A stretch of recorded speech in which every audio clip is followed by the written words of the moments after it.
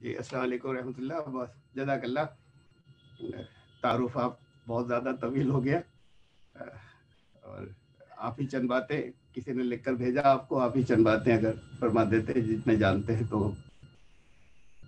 میں ان سب باتوں سے واقف ہوں, آپ کی اور قدر کرتا ہوں. موضوع آج کا ٹاپک جو مجھے دیا گیا ہے یا سلیکشن جس ٹاپک کا ہے وہ ہے قرآن نے نئے اقدار,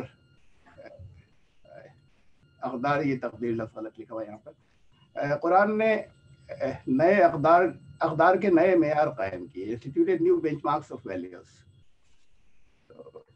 جو ویلیوز, اب پہلی چیز ہے اس کے اندر کہ میں یہاں سے چلوں کہ ہم ویلیوز یا ویلیو یا قدر یا اقدار کنہیں کہتے ہیں. یہ وہ پرنسپلز ہیں یا وہ اصول ہیں جن کے تحت کسی مقصد تک پہنچنے کے لیے کوئی عمل اچھا یا برا قرار پاتا ہے. ان ویلیوز سے ٹیسٹ ہوگا کہ کوئی عمل اچھا ہے یا برا ہے, ارادہ اچھا ہے یا برا ہے, اس کے بعد عمل اچھا یا برا ہے, صالح ہے یا غیر صالح ہے, صحیح ہے یا غلط ہے, انسان کے لیے نفع بخش ہے یا انسان کے لیے نقصان دہ ہے. تو یہ بہت امپورٹنٹ کوالٹی ہے جسے ہم قدر کہتے ہیں. اس کے اندر انگریزی کے اندر ویلیو یعنی قدر و قیمت اردو میں بھی بولتے ہیں نا, تو انگریزی میں ویلیو اور ہندی میں بھی مولیہ. تو زیادہ ڈسکرپٹیو اصل میں تو اردو میں ہے جسے ہم قدر کہتے ہیں, اس لیے کہ یہ قدر کرتی کیا ہے, قدر سے کیا ہوتا ہے. قدر سے ہماری اقدار سے ہماری تقدیر متعین ہوتی ہے, اور ان دونوں کا مادہ ایک ہے, قدر اور تقدیر کا. قدریں ہمارے یہاں ہمارے اپنے اندر ہوتی ہیں اور اقدار ہمارے باہر مستقبل میں ہوتی ہیں. تو مستقبل میں جو کچھ ظہور میں آتا ہے یعنی جیسے ہم تقدیر کہتے ہیں وہ ہماری اقدار کے تحت جو ہم عمل کرتے ہیں اس کی وجہ سے ہوتا ہے. تو اس لیے بہت امپورٹنٹ, بہت اہم بات ہے. قوموں کی تقدیریں اس سے ہوتی ہیں, اور قرآن کریم نے ایک بڑی اہم آیت ہے, ایک بہت اہم آیت ہے, ان اللہ لا یغیر ما بقوم حتی یغیروا ما بانفسہم, کہ ان اللہ لا یغیر ما بقوم حتی یغیروا ما بانفسہم, بے شک اللہ کسی قوم کی تقدیر اس وقت تک نہیں بدلتا. یعنی ہم عام ترجمہ کرتے ہیں, حالت ہر لفظ بھی نہیں ہے یہاں پر. بے شک اللہ کسی قوم کی تقدیر اس وقت تک نہیں بدلتا جب تک وہ اپنی اقدار میں تبدیلی نہیں آتی جو اس کے اندر ہیں. وہ اپنی اقدار میں تبدیل لاتی ہے, تب وہ تبدیلی جو ہے وہ رونما ہوتی ہے اور تقدیر بنتی ہے. تو یہ قرآن نے کہا, یعنی اتنی اہم بات ہے. تو یہ اقدار اور ویلیوز اب میں نے خالی ڈیفائن کیا, میں مثال دیتا ہوں. مثلا کبھی کبھی ایسا بھی ہوتا ہے, اقدار تو گڈ ویلیوز کو کہتے ہیں, اچھی جو وہ پرنسپلز جن کے تحت کوئی عمل جو ہے وہ اچھا برا قرار پاتا ہے جو ہم کرتے ہیں. اب اس میں کبھی کبھی کانفلکٹ بھی آتی ہے, جیسے آنیسٹی ہے, بڑی اچھی بڑی امپورٹنٹ ایک قدر ہے یا ویلیو ہے, دیانتداری. ایک آنیسٹی اور ایک دوسری قدر ہے فیتھفلنس, یا ہم کہہ لیں کہ لائلٹی. یہ لائلٹی جو ہے کبھی کبھی دونوں ٹکرا جاتے ہیں, آنیسٹی اور لائلٹی یہاں پر. یعنی اگر کسی اپنے سے سپیریئر کے لیے یا اپنے کسی امپلائر کے لیے اگر کوئی آنیسٹ ہو تو پھر وہ اس کی پرواہ نہیں کرتا کہ کہیں پر وہ اس کی بے ایمانیاں یا اس کی کچھ کمیاں بے نقاب ہو جائیں.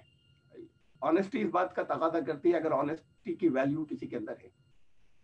لائلٹی کی ڈیمانڈ یہ ہوتی ہے, اور اکثر ایسا ہوتا ہے کہ لائل پیپل جو ہوتے ہیں, جو وفادار ہوتے ہیں, وہ اپنے سپیریئرز کی غلطیوں کو چھپانے کے لیے دوسروں کو نقصان پہنچا بیٹھتے ہیں, اس لیے کہ وہ لائل ہیں.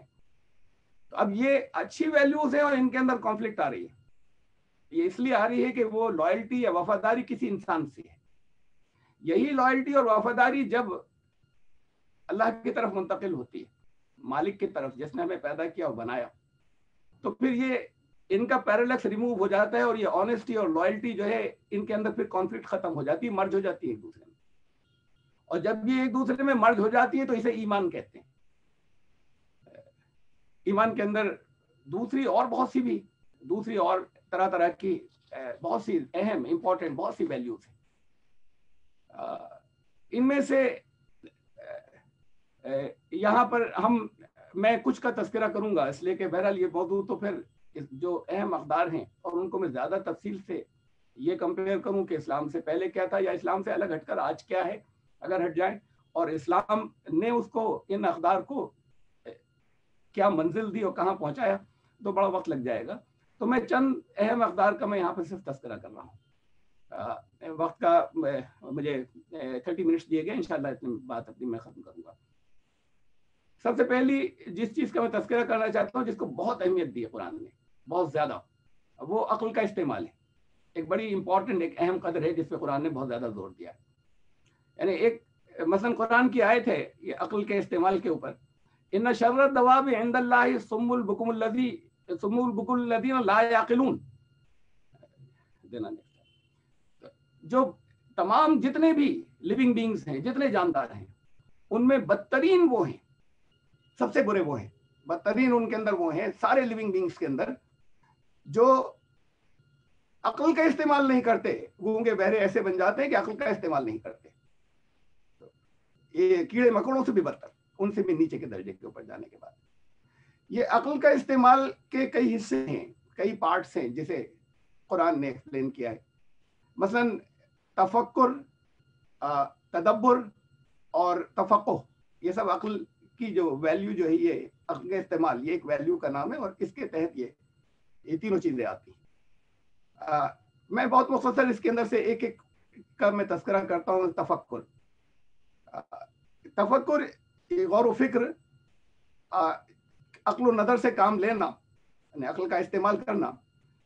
کتنی ہی قرآن شریف کے اندر آیات ہے جہاں پر جن میں کوئی اہم واقعہ یا اہم اصول بیان کیا گیا اور اس کے بعد کہا گیا کہ ان فی ذالک لآیہ، ان فی ذالک لآیات، ان فی ذالک لآیات لقوم یتفکرون، ان فی ذالک لآیات لقوم یتفکرون اور لآیات لقوم یتفکرون، دونوں طرح کی آیات ہیں. یعنی اس واقعے کے اندر یہ جو اصول بیان کیا گیا، اس کے اندر اللہ کی آیت ہے. میں ترجمہ نہیں کر رہا لفظ آیت کا، اللہ کی آیت ہے یا اللہ کی آیات ہے. بعض جگہ یہ کہا بہت سی چیزوں کا تذکرہ کر کے، ان لوگوں کے لیے جو تفکر کرتے ہیں. یعنی قرآن کی اس کا مطلب کتنی ہی چیزیں تو پھر ان کے لیے ختم ہو گئیں. قرآن کے اندر آیت ہی نہیں ہے، ان کے لیے آیات ہی نہیں ہے جنہوں نے تفکر نہیں کیا. بہت سخت بات ہے. میں نیکسٹ پوائنٹ کے اوپر آتا ہوں. تدبر. تدبر ہے، کہتے ہیں کہ کسی بات یا عمل کے آخری انجام کے اوپر نظر رکھنا.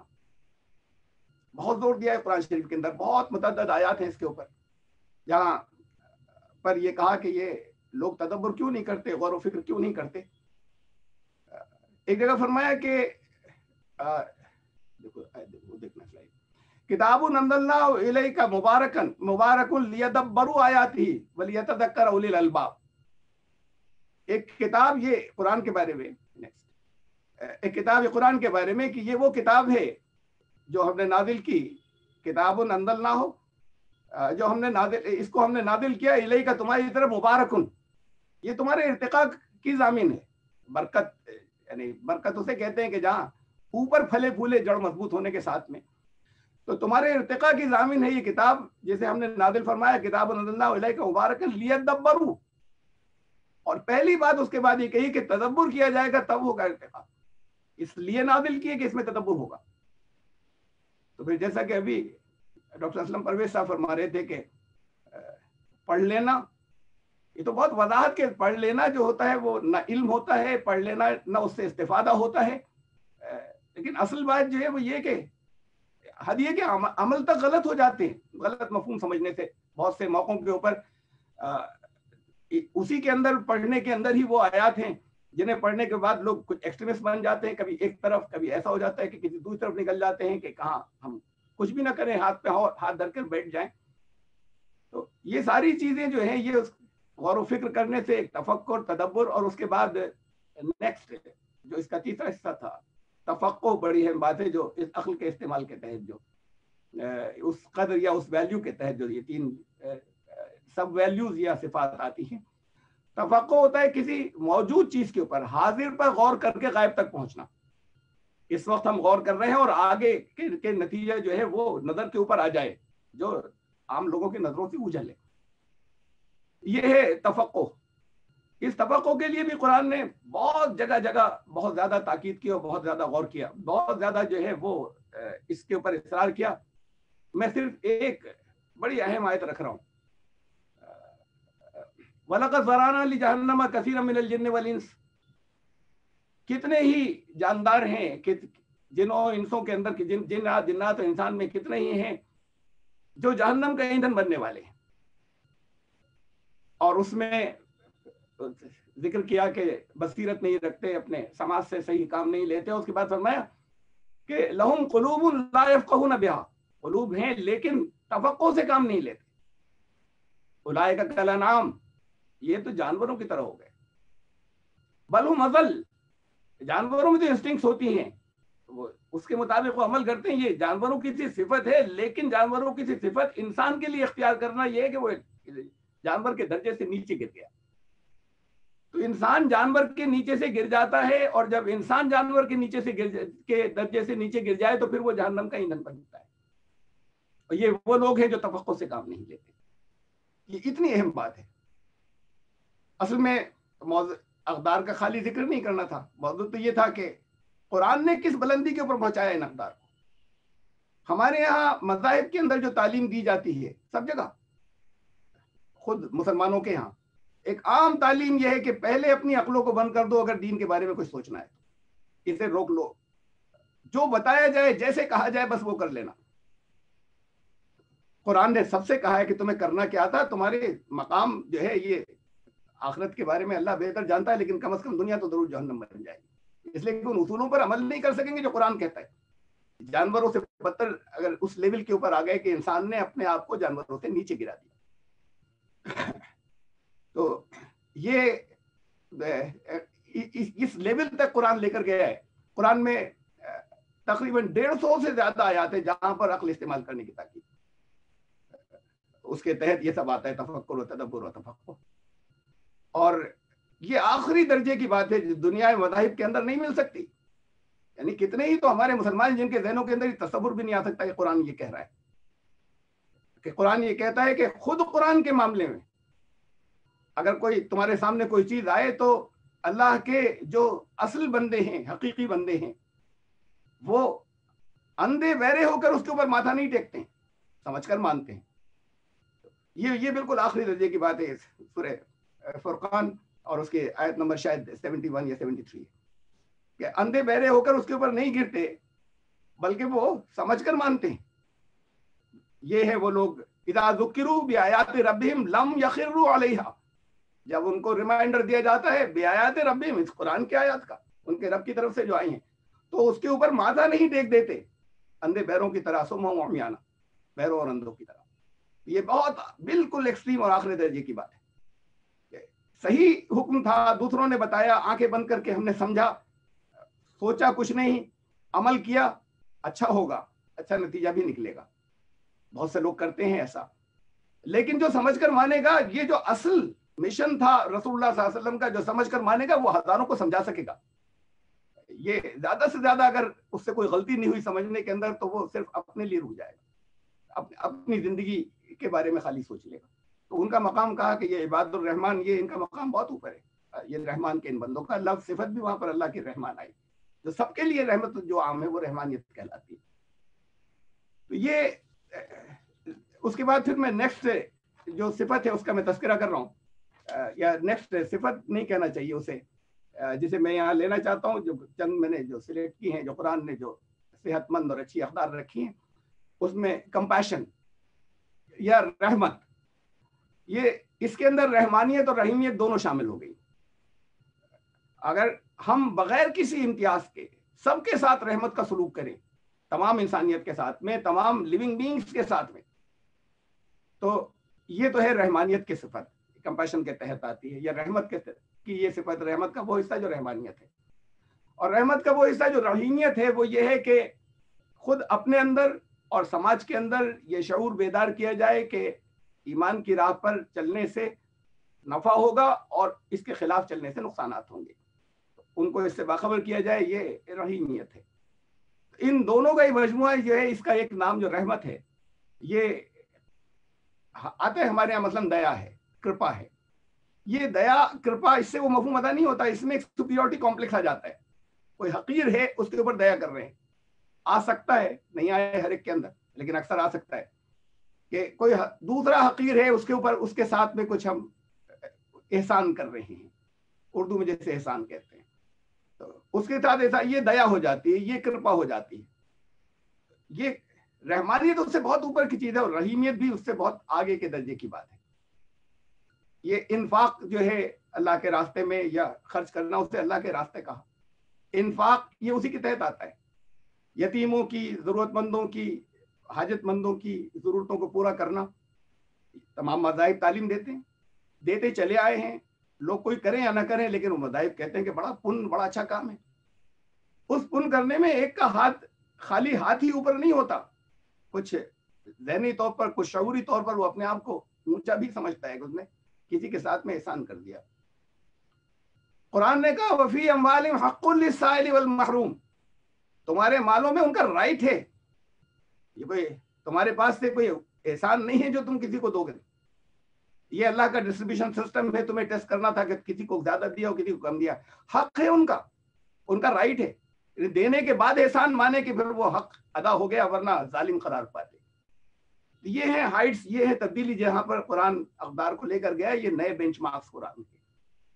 مثلا قرآن نے اس حق کے ساتھ میں کہا، مثلا پوچھا کہ سوال بتایا کہ لوگ سوال کریں گے یسألونک ماذا ينفقون، یہ سوال کریں گے کہ خرچ کیا کریں.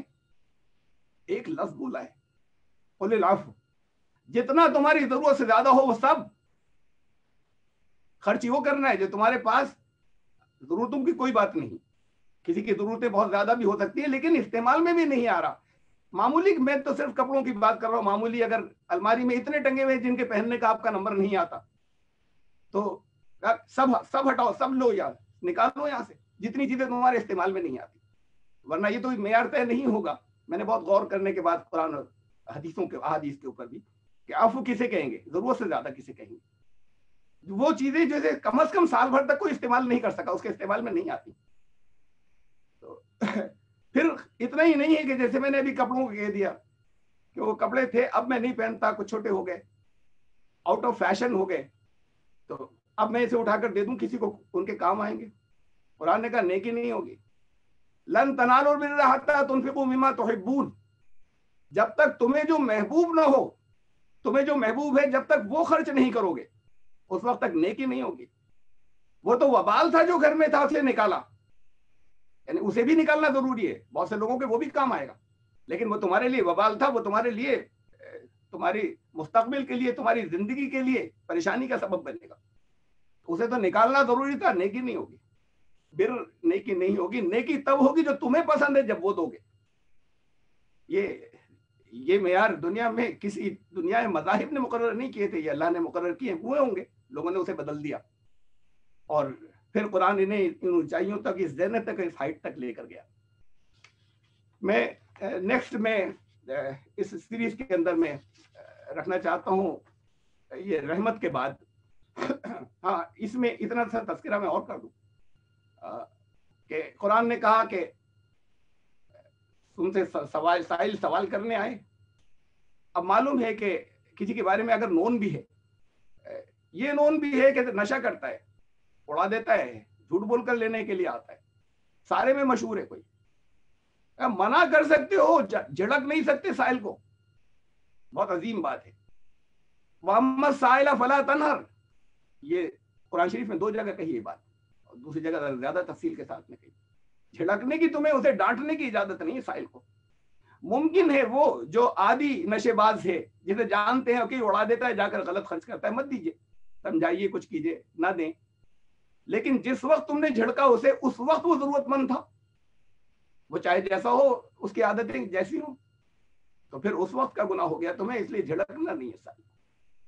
اور میں الگ سے ایک بات کہہ دوں، ایک صاحب نے، ایک اللہ والے، انہوں نے بڑی اونچی بات کہی تھی کہ قرآن تو یہ کہتا ہے کہ واللہ الغنی، کسی ہر چیز سے بے نیاز تو اللہ ہے نا، وانتم الفقراء، تم سب فقیر ہو، اس کے علاوہ ہر ایک ضرورت مند ہے. تو انہوں نے کہا کہ فقیر کو جھڑکے گا. قرآن نے کہا تم سب فقیر ہو، تم فقیر کو جھڑکو گے. ایک فقیر کو جھڑک رہا ہے، کیا بات ہے؟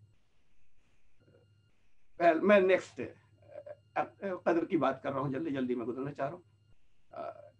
ہیوملٹی، جسے ہم سپیریورٹی کمپلیکس کہہ لیں، دوسرے کے مقابلے میں اپنے آپ کو کہیں اونچا سمجھنا، بہت اہم قدر ہے جس کا تذکرہ، دوسرے کو حقیر نہیں سمجھنا. اصل میں تو بہت سی ہیں، لیکن یہ کہ جیسے یہ قدر جو ہے، اگر آپ کو کہیں کوئی زندہ مثال دیکھنی ہے تو ڈاکٹر اسلم پرویز ہے، کہ یہ ہیوملٹی دوسرے کو، چاہے وہ جس لیول کا ہو، لیول کسی کا کوئی بھی ہو، یہ اس کا الٹا، جب ہیوملٹی نہیں ہوتی تو اسے تکبر کہتے ہیں. یہ تکبر نے شیطان کو یا ابلیس کو جنت سے نکالا، وہاں سے راندہ درگاہ کیا، یہ تکبر نے کیا. تو قرآن نے اس کے لیے ایک بڑا جامع لفظ استعمال کیا ہے، قنوت. یعنی ورڈ اس کے اندر ہیوملٹی جو ہے اس کے لیے جو لفظ آیا ہے وہ ہے قنوت. بہت جامع لفظ ہے. قنوت کا یہ ہے کہ اپنی صلاحیتوں کو سمیٹ کر یا بچا کر، اپنی صلاحیتوں کو نقصان دہ اور فضول باتوں سے روک کر، جیسے شیخی بگارنا، مذاق اڑانا کسی کا، ان سے ہٹا کر پریزرو کرنا اور کامیابی کے قوانین کا استعمال کر کے پھر اپنی صلاحیتوں کو خرچ کرنا. اصل میں قنوت یہ ہوتا ہے. تو یہ کسی جگہ یہ باقی اگر جب قنوت کے اندر کمی آتی ہے تو پھر وہ تکبر کی طرف، سپیریورٹی کمپلیکس کی طرف جاتا ہے. کتنی چیزیں علم والوں سے کہا قرآن نے، وفوق کل ذی علم علیم، کل ذی علم علیم. تم عالم ہو، تم علم والے ہو، تم سے اوپر دوسرے علم والے ہیں، اور ہر علم والے سے اوپر ایک اور علم والا ہے، پھر آخر میں تو وہ ہے علیم. ہر بڑے کے اوپر کوئی دوسرا بڑا ہے اور بڑا ہے، پھر آخر میں وہ ہے جو اکبر ہے، جو کبیر ہے. تو تم کے دوسرے کے، اور تمہیں نہیں معلوم کہ کون سی دوسری صفات ہیں دوسرے کے اندر جن کی بنیاد پر وہ، اصل تو بات سب کچھ وہاں سے چل رہی ہے نا، کہ آپ اپنی صلاحیت تو سنیے، کتنی دیر کی ہوتی ہے صلاحیتیں، بہت ہیں. یہ صلاحیتیں ایک سیکنڈ میں، ایک لمحے میں جاتی ہیں. پیرالیسس ہو گیا، آپ نے دیکھا ہوگا، میں نے بہت دیکھے، بڑے عبرت ناک مناظر دیکھے ان لوگوں کے جن کے نام کے ان کی زندگی کے اندر وارڈز بنے ہوئے ہیں اور بورڈز لگے ہوئے ہیں وارڈز کے اوپر، اور وہ پیسے کو محتاج ہیں، اور اربوں روپے کی دولت ہے، وہ دوسرے اڑا رہے ہیں.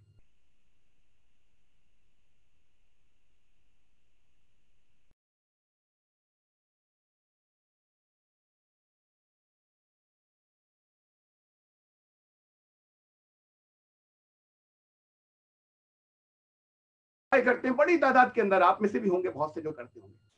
ٹی وی پر، ریڈیو کے اوپر پہلے ہوتے تھے، اب ٹی وی کے اوپر، اور اب ٹی وی پر پروگرامز ہوا کرتے ہیں، بڑے کامیاب پروگرام ہوتے ہیں جس کے اندر دوسروں کا مذاق اڑایا جاتا ہے. مذاق اڑانا، مذاق کرنا، دو باتیں ہو گئی. ایک مذاق کرنا اچھی چیز ہے جسے سب انجوائے کرتے ہیں، اور مذاق اڑانا یہ ہوتا ہے کہ کسی ایک کے اندر کچھ کمیاں، چاہے ہو چاہے نہ ہو، اس کے اندر کچھ کمیاں نکال کر باقی دوسرے لوگ انجوائے کرتے ہیں. تو یہ مذاق اڑانا ہے. قرآن نے کہا لا یسخر قوم من قوم، کوئی ایسا نہیں کرے گا، یہ تم میں سے کوئی ایسا نہیں کرے گا. ہو سکتا ہے وہ سپیریئر ہے، تمہارا سپیریورٹی کمپلیکس کی وجہ سے کر رہے ہو نا، ہو سکتا ہے وہ تم سے بہتر ہو. یہی چیز یہ سپیریورٹی کمپلیکس اس طرف لے آتا ہے، دوسروں کی ٹوہ میں رہنا، تجسس. وہ ایک صاحب نے سوال بھیجا مجھے کہ تجسس اگر ضروری ہے بہت سی جگہوں پر، کہیں رشتے کے لیے ہمیں ٹوہ میں رہنا ہے یا کچھ انکوائری کرنی، مختلف انکوائریز، کسی برے لوگوں کی انکوائری کرنی تاکہ لوگ اس کی ایپ سے بچ سکیں، تو یہ کیا ہے کہ ہم دوسروں کی ٹوہ میں بالکل نہیں رہیں. دوسرے کی ٹوہ میں اپنی انا کی تسکین کے لیے، جہاں پر یہ ضرورت ہوگی کہ سماج کو یا معاشرے کو کسی نقصان سے بچانا ہے، وہاں ضرورت ہے کہ انکوائری کی جائے. لیکن اپنی انا کی تسکین کے لیے یہ حصہ جو ہے، یہ ہیوملٹی کے قدر کے خلاف جاتا ہے، تکبر میں آتا ہے، اور وہ منع کیا قرآن نے. غیبت مت کرنا، پیٹ پیچھے برائی، یہ بھی اسی جذبے کے تحت ہوتا ہے کہ عیب دوسرے کو نکال کر ہم کچھ اس سے اوپر کے لیول کے اوپر اپنے آپ کو دوسروں کو ظاہر کریں یا شو کریں. ان تمام چیزوں کو روکا قرآن نے. لمز ولا تلمزوا انفسکم، لمز کہتے ہیں چاہے کبھی ہاتھ کے اشارے سے ذرا سا وہ نہیں دیکھ رہا ہے، دوسروں کو اشارہ کر دیا یا آنکھ سے اشارہ کر دیا کچھ، اب باقی سب ہنس رہے ہیں اس کے اوپر. اس طرح کا، اس انداز کا اشارے میں بھی نہیں کرو گے. منہ سے کہنا تو الگ بات ہے، اشارے میں بھی نہیں ہوگا. ولا تنابزوا بالالقاب، دوسروں کے ایسے ٹائٹل رکھنا جو انہیں برے لگے. یہ اخلاقیات کے یہ ان کے خلاف کرنا گناہ کبیرہ ہے، کبائر میں سے ہیں. یہ عام لوگ اس کو انجوائے کیا کرتے ہیں ان چیزوں کو. اور ان چیزوں کو کہا کرتے ہیں جس کا کہیں تذکرہ ہی نہیں ہے، اسے انہوں نے بنیادیں بنا رکھا ہے. یہ پرائرٹیز ہماری بدل گئی. قرآن اس لیول تک لے کے گئے. دوسرے کسی مذہب نے نہیں کہا تو مذہب میں مت رہنا، یا کہا ہوگا چیزیں وہ نہیں رہی، غائب ہو گئی مذاہب کے اندر. اور خود مسلمانوں کے اندر رائج ہیں، بہت عام ہے. نہیں تذکرہ ہوتا اس کا کہ اس کی تمہیں اجازت نہیں ہے، گناہ کبیرہ ہے، کبائر ہے، جس کو قرآن نے منع کر دیا وہ کبائر ہے. تو یہ ایک بہت بڑا ایک ایٹریبیوٹ ہے، یا بہت بڑی ایک ویلیو ہے، یا قدر ہے ہیوملٹی. اور پھر یہ صرف بول چال میں نہیں ہوتا ہے. ابھی میں نے بولنے کا تذکرہ کہ چال میں، ہر چیز میں روکا، تمہارے اٹھنے بیٹھنے سے، تمہارے انداز سے. وَلَا تَمْشِ فِي الْأَرْضِ مَرَحًا، یہ زمین میں اکڑ کر مت چلنا. إِنَّكَ لَن تَخْرِقَ الْأَرْضَ وَلَن تَبْلُغَ الْجِبَالَ وَلَن تَبْلُغَ الْجِبَالَ طُولًا. تم یہ بے جان چیزوں سے، پہلے کہا تھا نا جانور سے نیچے گر جاؤ گے، کہا بے جان چیزوں سے نیچے گر جاؤ گے. یہ تم سے سپیریئر ہو جائیں گی. تمہارے پیر پٹکنے سے زمین نہیں پھٹے گی، اور تمہارے گردن اکڑانے سے تم پہاڑوں کی بلندی تک نہیں پہنچو گے. تو یہ جو تمہارے سب نیچے تھیں، ان سے بھی جا کے نیچے گرو گے تو اتنی تمہاری ویلیو نیچے ہو جائے گی. یہ بول اور چال. اور پھر اس میں 5 منٹ رہ گئے ہیں. میں اس کے اندر صرف ایک ویلیو کو اور ذکر کرتا ہوں، شرم و حیا. یہ حیا لفظ جو ہے حی سے ہے، زندہ، زندگی کی علامت ہے حیا. خطرے سے حفاظت کے لیے ایسا ہوتا ہے کہ، اور لفظی معنوں کے اندر سرسبزی شادابی بھی آتا ہے. حیا کے اندر آدمی سمٹتا سکڑتا ہے. انسان میں بھی ہوتا ہے، جانوروں کے اندر انسٹنکٹ کے ساتھ میں ہوتا ہے، ان کی جبلت کی وجہ سے، کہ کوئی خطرہ آیا تو ذرا سا ہٹتے ہیں، بیک آؤٹ کرتے ہیں، سکڑتے ہیں. تو باہری خطرات جو ہیں، جو معاشرے کے خطرات ہیں، جو خود انسان کی زندگی کی، جو یہ حیا زندگی کی علامت ہے، زندگی سے جو سرسبز و شادابی آتی، اس کو جو چیزیں نقصان دے رہی ہیں، اس سے اپنے آپ کو ہٹ جانا، سمیٹ لینا، اس سے بچ جانا، یہ شرم و حیا ہے. یہ حیا ہے، بہت بڑا ایٹریبیوٹ ہے.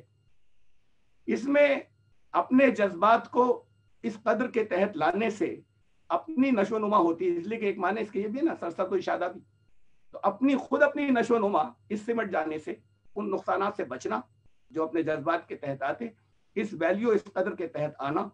تو اس سے زندگی کے اندر سرسبزیاں، پورے سماج کے اندر بہت کچھ اس کی تفصیلات آپ سب یہاں پر سمجھدار لوگ ہیں، مجھے کہنے کی ضرورت نہیں کہ کیسے یہ ہوتا ہے اور کیسے معاشرہ صحت مند اس سے ہوتا ہے، یہ شرم و حیا والے حصے سے. یہ دوسرے مذاہب کے اندر، مثلا ہندو مذہب ہے. میں ہندو مذہب سے پہلے میں یہودیت کا ذکر کرتا ہوں. یہودیت ہے، یہودیت کے اندر زنا سے روکا قانون ہے. عیسائیت میں حضرت عیسیٰ نے کہا تھا، بڑے اونچے معیار پیغمبر تھے نا، اللہ کے رسول. انہوں نے کہا آج کی انجیلوں کے اندر لکھا ہے کہ اگر تم نے بری نگاہ سے کسی کو دیکھا تو تمہاری آنکھیں زنا کر چکی، تم خود بھی زنا کر چکے، بدکاری کر چکے تم. کچھ ہی عرصے کے بعد وہ سینٹ پال نے یہ ساری خطرات، یہ ویلیوز سب ختم کر دی جو پیغمبر نے دی تھی. اب پھر وہاں پر ان چیزوں کے اندر یہ تو الگ بات ہے، اس بے حیائی کے اندر کوئی کسی بھی طرح کا تو گناہوں کا کفارہ ہو گئے. حضرت عیسیٰ خود تو گر گئے اس لیول سے نیچے. اس کے بعد میں ایک تذکرہ یہاں پر ہندوؤں کا کرنا چاہتا ہوں، جو ہندو کہلاتے ہیں عرف عام میں. ان کی عورتیں، آپ کسی گاؤں کے اندر چل جائیے، آج بھی بہت سے گاؤں کے اندر آپ کو ایسا ملے، گھونگھٹ کھینچ لیں گے فوراً، باہر کا کوئی آیا. یہ فطری شرم ہے، یہ کلچر چلا آ رہا تھا پتہ نہیں کب سے. اب اس کے اندر یہ تبدیلی آئی، یہ آئی کہ اب وہ دوسروں کے گھونگھٹ نوچنے لگے، ان کا حجاب نہیں ہوگا. فرانس کے لوگوں نے کہا کہ حجاب نہیں پہنیں گے، وہ ننس پہنیں گی. مسلمان عورتیں حجاب نہیں پہنیں گی، وہ ننس تو پہنیں گی. یہ اس کے خلاف ہے، ہماری فرانس کے اقدار کے خلاف ہے. دوہرے معیار ان کے اپنی جگہ پر، لیکن اسلام اس کو اس جگہ لے کر گیا. کہا قل للمؤمنین یغضوا من ابصارہم، تمہیں خود احتیاط کرنی ہے، وہ سب کچھ ہو جائے گا. یہ آنکھوں سے ہوتا ہے جو کچھ شروع ہوتا ہے، اپنی نگاہوں کو ذرا سمیٹ کر رکھنا. قل للمؤمنات یغضضن من ابصارہن، ایمان والی عورتوں سے بھی کہہ دو اپنی نگاہوں کو سمیٹ کر رکھیں. یہ شرم و حیا، یہ تمہارا جو ظاہری، مردوں سے بھی کہا عورتوں سے بھی کہا، تمہارے ظاہری جتنے بھی میٹیریل، جتنے زیور ہیں، ان سے زیادہ ایک بڑا زیور ہے جو نظر نہیں آتا، وہ تمہاری زندگی کو کامیابی کی راہوں کی طرف لے جائے گا. اور وہ زیور جو ہے وہ حیا ہے، شرم و حیا. تو یہ کچھ ایٹریبیوٹس تھے، یا کچھ ایٹریبیوٹس ایگزیکٹلی نہیں کہنا چاہیے، کچھ ویلیوز تھیں جو زندگی کو قیمت عطا کرتی ہیں، جو آگے کے اعمال طے کرتی ہیں، جو تقدیر بناتی ہیں، آپ کا مستقبل طے کرتی ہیں، قوموں کا مستقبل طے کرتی ہیں. میں نے ان میں سے چند کا تذکرہ کیا. ممکن ہے 1 آدھ منٹ میں آگے بڑھ گیا ہوں، اس کی میں معذرت چاہتا ہوں، اور بہت بہت شکریہ. السلام علیکم.